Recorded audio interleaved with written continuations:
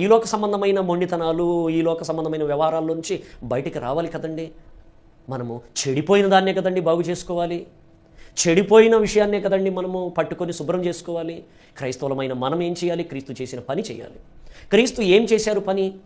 క్రీస్తు చేసిన పని ఏమిటి అనే మాట మనం లూకా సువార్తలో ఒక చిన్న మాటగా మనం గ్రహించడానికి ప్రయత్నించవచ్చు. చూడండి, లూకా సువార్త 5వ అధ్యాయము 32వ వచనం అండి. మారు మనసు పొందుటకై నేను పాపులను పిలవ వచ్చి తిని.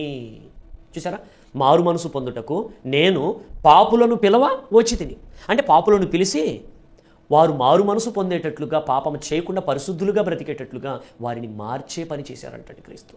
ఇప్పుడు క్రీస్తు నమ్మిన ప్రతి క్రైస్తవులు ఏమి చేయాలి? ఆలోచించండి. నచ్చని నీ భార్యను, నచ్చని నీ భర్తను నీవు మార్చుకునే ప్రయత్నం చేయాలి. ఎంతటి చెడ్డవారినైనా ఇట్టే మార్చడానికి వీలు కలిగినంత గొప్ప శక్తి సంపన్నుడే యేసుక్రీస్తు. యేసుక్రీస్తు మాటలో గొప్ప శక్తి ఉంది. ఇది ఎంతటి పాపమురికినైనా ఇట్టే కడిగేసి అంత బలమైనది. ప్రియమైన దేవుని వారలారా, ఎంతటి చెడ్డవారినైనా మార్చగలిగిన మహాశక్తి అండి యేసుక్రీస్తులో ఉన్నది. చూడండి, మనము కూడా క్రీస్తు వలె ఉండాలనే మాట పౌలు గారు చెప్తున్నారు. ఎఫెసీయులకు రాసిన పత్రిక 4వ అధ్యాయము 15వ వచనం అండి. ప్రేమ కలిగి సత్యము చొప్పుచు క్రీస్తు వలె ఉండుటకు మనం అన్ని విషయంలో ఎదుగుదుము.